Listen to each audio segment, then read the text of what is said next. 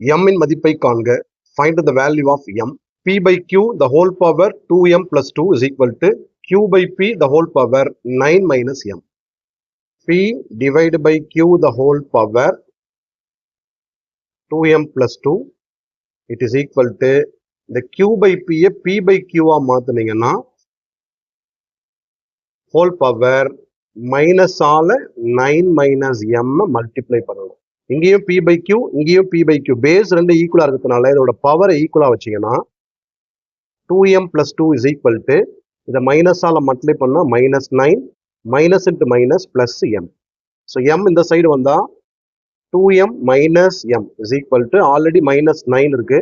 இந்த plus 2 இந்த side வந்தா minus 2.